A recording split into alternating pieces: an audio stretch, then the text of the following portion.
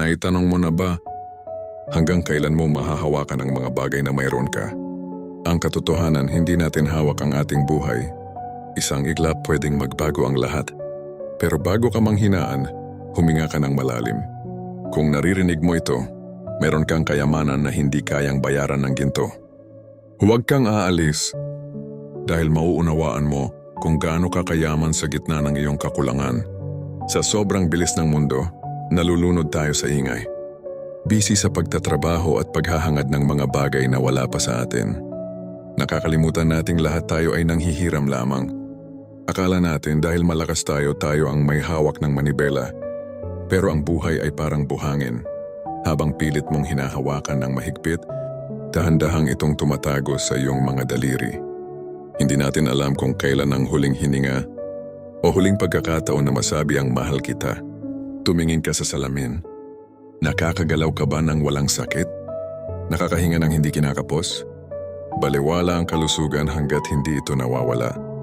Isipin mo ang mga nasa ospital ngayon, mga taong handang ibigay ang lahat para lang sa isang araw na katulad ng sayo. Isang araw na walang swero at malayang nakakalakad. Ang pagiging malusog ay hindi lang swerte.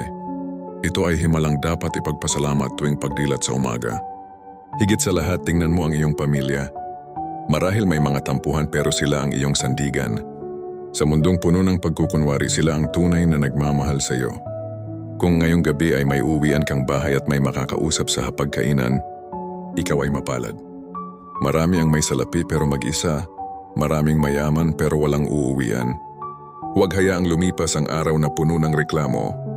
Sa halip na bilangin ang wala sa iyo, bilangin ang mga biyayang hindi mo hiningi pero ibinigay sa iyo, ang sikat ng araw, pagkain at tawa ng iyong anak. Lahat ng ito ay hiram, galing sa Kanya. Ang pagpapasalamat ay pagkilala na bawat segundo ay regalong hindi natin deserve, pero ibinigay ng Panginoon dahil sa Kanyang pagmamahal. Huwag hintaying mawala ang lahat bago mo matanto ang kanilang halaga. Habang malakas ka pa at may oras, magpasalamat ka. Yakapin mo ang mga mahal mo. Ngumiti sa langit at sabihing, "Salamat dahil buhay pa ako." Ang buhay ay hiram lamang. At ang pinakamagandang paraan para sulit ang bawat sandali ay ang mabuhay ng may pasasalamat. Kung naantig ang iyong puso, i-comment ang "Salamat, Lord" sa ibaba bilang tanda ng iyong pasasalamat.